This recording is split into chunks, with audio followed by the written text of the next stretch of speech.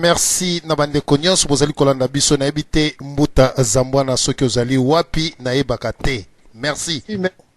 Merci na ebike na ebi nyonso ke boza koyoka ngai parce que micro ou bien na tchatcha off ou bien yo papa mayamba na studio za koyoka ngai te. Alors émission na biso vraiment to comme juste na air na ko bandaka mon pays ma patrie na kati na division ya radio Lisolo toza na kati wana pamba émission bele ko lekaka au courant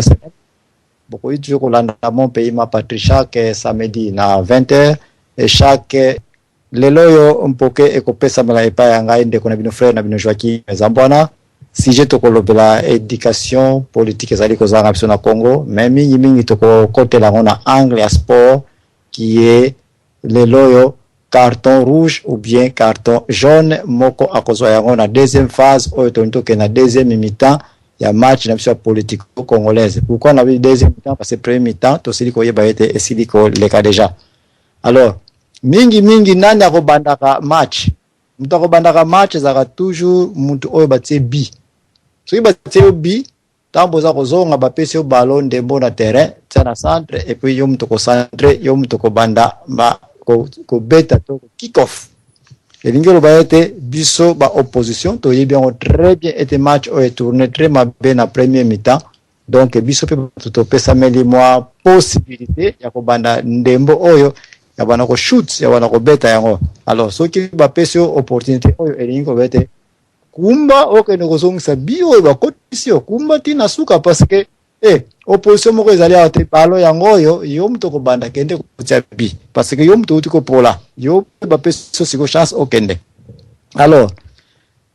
ba biloko oyo ya sport pourquoi naza ko yela yango na kokina ko lobela sport te soki to kokipe ko yeba ba règle de jeu et de kala sport o ya football te soccer jeu ya football tango elekaka discipline il faut ezala chaque jeu il faut ezala discipline na yango émission na biso bandi soki na loba yango dans le passé bossa na banda yango sikoyo discipline ezala parce que to liiko mona teke ozui coupe par muyibi to limpe ko mona teke oyoki no passer au arbitraire a favoriser kiyo. Voilà pourquoi ba règle de jeu ezala po mutu nyonso ako landa yango oyo ako landa yango te en tout cas ako se retrouver en dehors ya sport et ba ko yebse ko yebi ko sala sport te oza pénaliser ima ou bien pe ko yape les sous. Alors tozaka na ballon to bien comme football oyo sport oyo eza maître oyo biso nyonso lingaka na mokili. Voilà pourquoi na azuli yango politico congolaise to ko benga ko la terrain na biso oyo to ko betela ballon ya mpoko ya leloyo bakami bale ko beta waka beta ka jamais parmi les deux cas et kozala bien sûr quand il y a opposition. Quand je dis l'opposition bolimbisa ngai naza komona l'IDPS te naza komona INCT naza komona MLCT je vois yo muntu oyo olinyi komona te gouvernement en place ezala na maseke ndenge evandi wana. Donc faut pas me dire que oh mbuta Zambwana azolobela mbuta na biso azolobela candidat na biso azolobela parti politique non ou bien on se retrouver dans camp ya ba kabiliste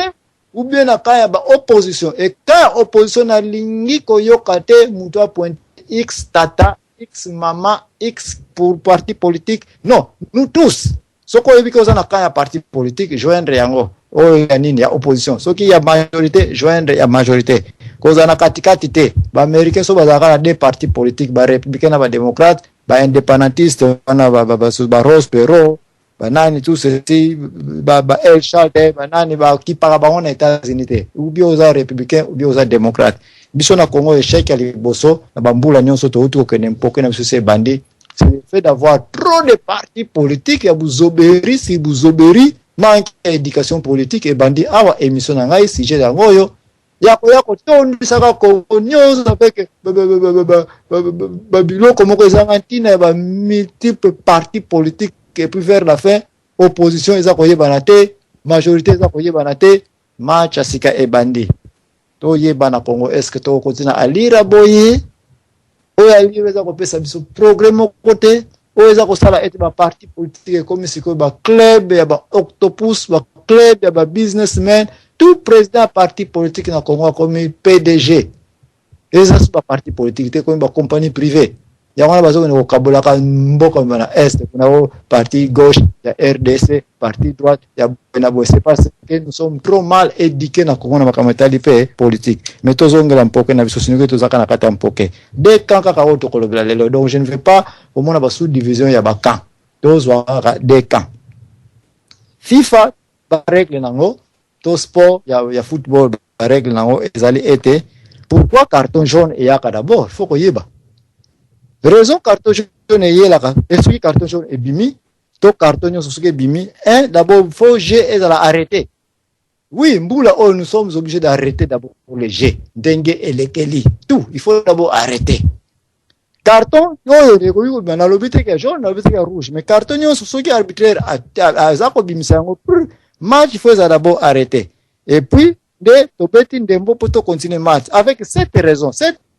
oyo tokotante kokolango na politique bozo pesa nga 10 minutes peut-être muke et puis esili nango pe mpoke na biso na fongoli ba ligne et puis to bana biso masolo papa mukolo ndenge comme d'habitude ala na kati merci to modérer comme d'habitude de ko odon merci na bokoti papa l'enfant noir au futur noir au destin noir à l'avenir noir yo ko yebisa biso pourquoi linka ko za noir na ki noiro tina futur noir ozana kati yo poko za maloba na yo ndeko potikonde ozana kati mama HM au carré W yo pe na biki ko ya pampola biso na ba prière ndenge na ndenge alors pour to continuer mpoke les 7 raisons principales oyo to kolobela ya yangoyo première raison mutako zulaka carton jaune parce que conduite sportive mwana zama B ko simba joueur ko tindika muntu ko simba ballon na maboko babiloko nyonso eza kofunda ete mutu akokine pe kozwa nini carton parce que olandi ba règle te toza ko sauter na ba angle ezali ke oleki ba hanche ya mutu to ya na sport ya karateka te to ya po mutu azoka te yo toucher des ballons mais ko toucher nzoto mutu te qui est na sport na biso pe ya politiko ya congolaise to kolobela ngo toucher politique toucher ba oyo eza kopoma ba mama na este ko bosa siko mabele oyela biso te ke toucher nzoto mutu oyela biso te ke toucher président tel papa tel mama tel candidat tel analingaka ye non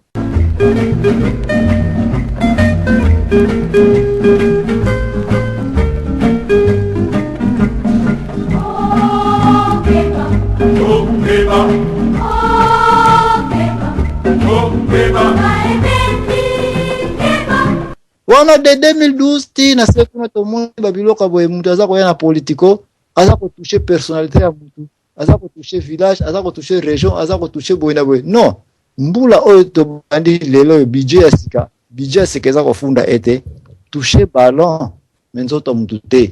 toucher le problème yaka na plan d'action de ko toucher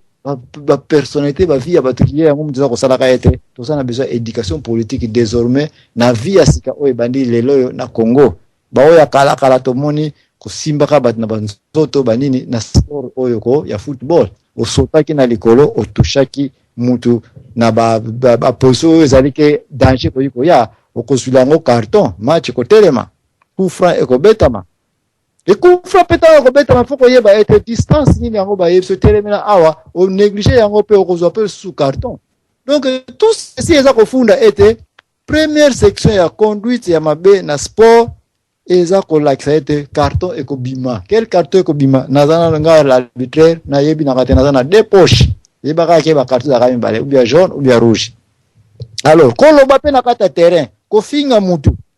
Eza pe deuxième condition carton ekokina obimela. Alors, ba polémique oyo nyonso ya ba sport yango pe comme te yaka il faut to na politique na biso. Il faut koyeba ete quand est-ce que okoki koloba ba makambo nini oyo yuko vexer quand mususu oyo yuko vexer population oyo yuko vexer ba situation ezali ete kipeleke se koti bat bakomi ko kufa tombo oyo komi ko tiazo ka ndenge to tiazo ni yango ba biloko boye to moni pe sport discipline il faut to yeba pe ko se discipline très bien ko bafoué ba règlement régulièrement ba uti ko kebisa yo déjà que arbitre à l'action musapi keba parce a peso carton te mais à l'action comme musapi keba bato basala sport bako yebso ki arbitraire musu apesa ne pe carton te mais a signala rapete ba la terre malembe ayebso aye ko toucher to mona ba ba arbitraire aye azo sola na mutasali pe ba mais apesa carton te mais aza ko yebse attention ba la terre attention ko sauter le sauter encore une fois ou bien la XPD mais ça pique keba na ko zo sanction na ko sanctionner ba biloko oyo ezape biloko oyo il faut to yeba ko se discipline nango to yeba pe ko comprendre même na politique ezali oyo batu il faut pe na tour oyo to ko bana via sika na Congo to yeba ete ba attention il faut ezala keba na maloba na yo ya kopesa attention ya likambo tel eza ko kumba mboka kaka na liwa dele pe na ko rete ko banda ballon ce qui arbitraire abike prr ça ballon awa beta o to comme la 4e point provoquera ete carton jaune et bimi ba yebiso tirer ballon yo gardien par exemple ozo ki ballon uta ipangi na ngambu kuna ozongi na kati osanoka ko tournaka otie ao osimbi arbitraire ko yipe ko peso carton jaune pourquoi parce que oza ko retarder makambo oza ko kumsaka makambo ya na tamingi ki biloko ko yo okuta pe perdre na ba kablisi bazali wana. Avançons aux autres élections qui arrivent, municipales, yaboye na boye. Déranger Seni, longola Seni, ça la changement bona. Bakama to ko débattre parce que to bana ko injecter chaque discipline à sport oyo to za ko mona et comment peza ko mona te na kati ya éducation politique na biso po batu baye bate ke soki to za rappel discipliné na ba sport. De to ko comment to za discipline na banini na ba politiko na biso kaka oyo ya ko reta na ka ba election ya ko trishaka ya boy na boy ce sont des disciplines oyo za ko zanga kati na politiko congolaise pe kumbi Congo place ezaleli naza ko ba même lelo ngaza arbitraire boyo kanga bien naza ni na côté opposition ni na côté ya majorité mais nazo ko na éducation politique qui nous manque au Congo distance ko betela ballon bakoki koloba na bino te ça va kufra ekobeta 5 mètres botele mela awa nasi mona arbitraire ala kisi ligne ke banda awa bosukela awa bino ne botele ma awa ale shoot batu bayina bangosu bapusani arbitraire ta zongia tala boy batu akomsuna abeti 4 joueurs na mbala moko aya apesa bango nyonso jaune parce que ils sont bosukela awa nous allons en parler pour voir comment la discipline oyo ezako pesa ete carton jaune mutazui kokota na terrain ou bien kobima na terrain sans permission arbitraire bazula kango pe carton jaune parce que koki jamais ko banda na kata terrain opo meli pema capitaine a sengi te ba changer yo mutasikazo yana kokota ti yo bimaki déjà okozula ngo pe nini carton. Donc tout ceci toko ya komona tena politique na biso bat bazali akoti abandi masola politique pour akuta na mpema kuna pour akuta na bitumba somo na kata politique kuna ngai mbulo na okurir na ngai te ngasi ko nakokela ngaso na ba election te ngasi ko non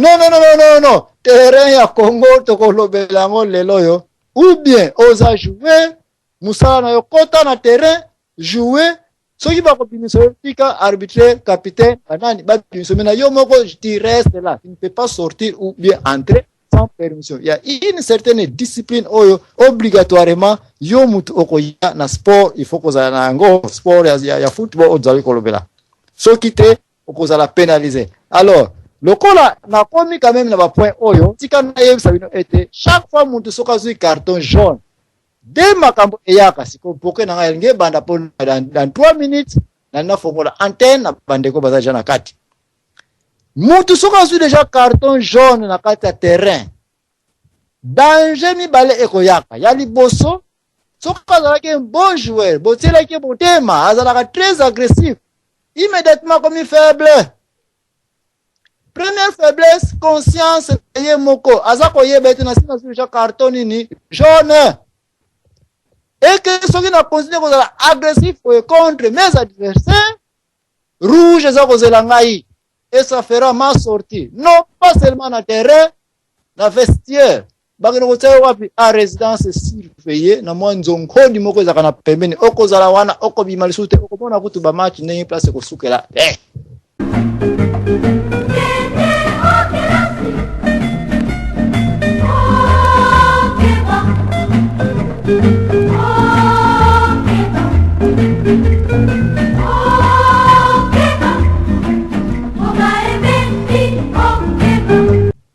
danger yango wana ya liboso et okengi pete na saison nyonso wana okobeta lisusu ballon te pénalisé définitivement parce que ozwi ni carton rouge mais pose carton rouge ozwi d'abord jaune zonga na carton jaune place outi na ko concentrer mingi na carton jaune na ko loba mingi rouge te jaune parce que ekebisio déjà que ha oza ko tourner bien te na match oyo oza ko bebisa ngo police équipe ou bien deuxième balo ko yikozwa ya tanga monozu carton jaune na ko trouver capitaine na kata terrain pardon buta